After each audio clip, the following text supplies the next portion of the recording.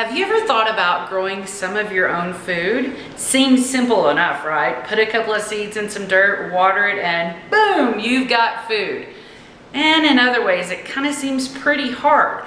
Well, if you've ever thought about it for even a second, then come join my family and me as we dive face first into our first backyard gardening experience. So come on out and check out what we've got growing.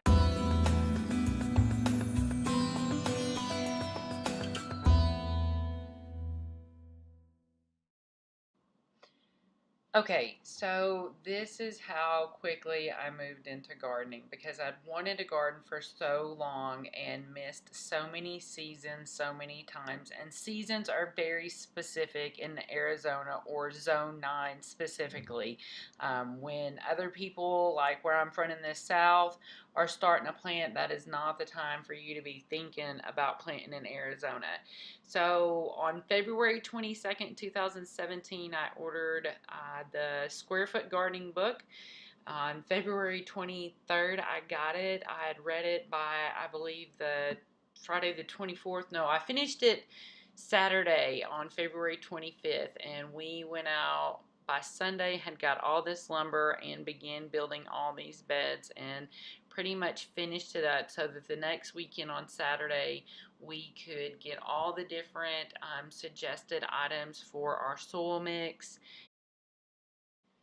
These tarps became our best friends because to set up the soil mix that we used, it's 3 different parts basically: coarse vermiculite, peat moss, and compost. And at the time we didn't have our own compost, so we mixed up a couple of different kinds. And by mixing first all the different compost and then all the elements of the rest of the soil mix, the tarps really came in handy. So once we got that going, we tried out a couple of different container ideas, from buckets to bags, along with our square foot gardening. So we'll jump into exploring those different things as we get some seeds and transplants set, and you see how our 2017 garden beds flourish and thrive or not. And now we're rolling right into the strawberry tower experiment that didn't work. Our first picks of basil and some new growth there in the bag. Our white bag experiment. Some new little sprouts from the seeds that we planted. New little sprouts. Some of our plants now are actually starting to produce that we had come in as transplants. So we've got some Swiss chard. Beautiful, beautiful Swiss chard, all different kinds of colors. And a little bit of spinach and some more chard. Beautiful, tasty spinach, all from transplants. A little too early for much more. Squash, blooms and blossoms. Tricky trying to learn what's a male, what's a female, and who needs pollinated and when. Little gardens eking along there. Lots of different ideas going on between buckets and bags. Little bit of growth. Things inching along. Corn sprouting in our bags. And our middle bed, in between the 2 major zones, was the slowest to come along. And these are some tomato plants that I took as cuttings. These white bags were never good for us. And slowly but surely we got more and more sprouts. And that's our first bell pepper. I still haven't been very successful with bell peppers. I can be honest about that. And this is a bed that we had closer to the wall that we moved in. Our corn's getting taller and taller. Little summer squash popping up there. Another bell pepper and lots of flowers.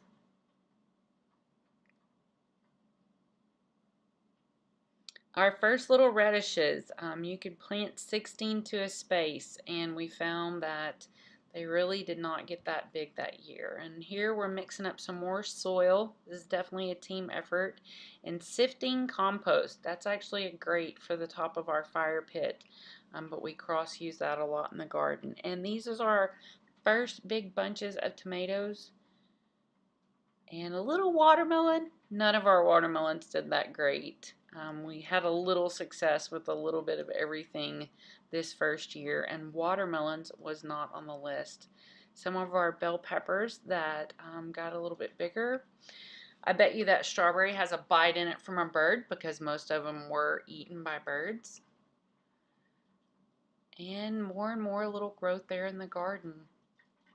And this bed's finally started showing out. And then we got a composter. Lovely piece there from Amazon. Stands up about, say, 4.5 foot tall. And it's got 2 sides. Another harvest of Swiss chard and some unpollinated squash. That's what that is. And our first signs of burr, B-E-R. It's blossom end rot, and it's especially prevalent in bell peppers, peppers of all sorts. That's all burr right there. That happens also to tomatoes as a result of a lack of calcium. And this is a crazy squash. We did not plant that guy. We planted that yellow squash. Here's a giant squash that stayed on the vine way too long. And look at that corn. That corn really did get tall in those bags. And our beds are really starting to fill out there. And we've got a lot of eating going on there with our first try on collard greens. And by now, our middle area is one of our favorite zones. This is a kind of cherry tomato that we had going well. We got 3 or 4 good eggplants that year. The cherries did quite well for our first year. And this looks like, yeah, collard greens, because there's lots of little nibbles taken out of that. So we had a small pot of collard greens. There's some plum tomatoes and cherries. The sweet girls with some beautiful flowers in front of the corn.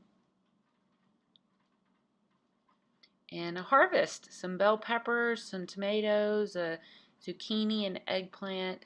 This was a giant that we kept going for some time, and then we put in some vincas around July.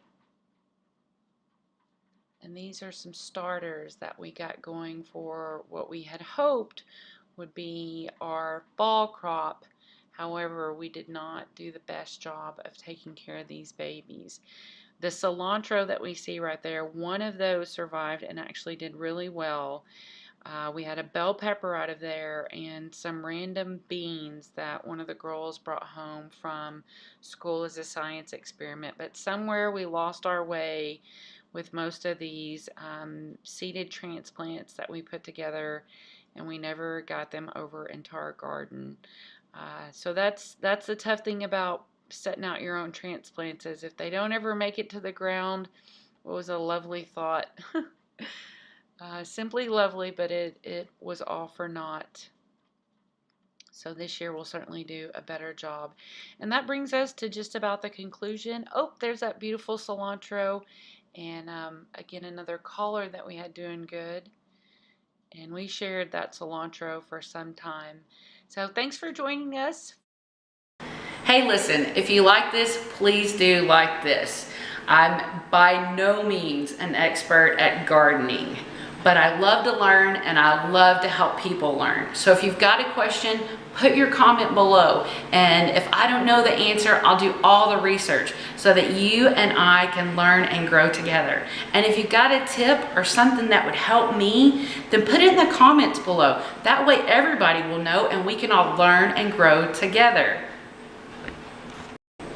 If I gave you any value, please know that I'll be here on Mondays talking about gardening. So y'all come on back and see us real soon.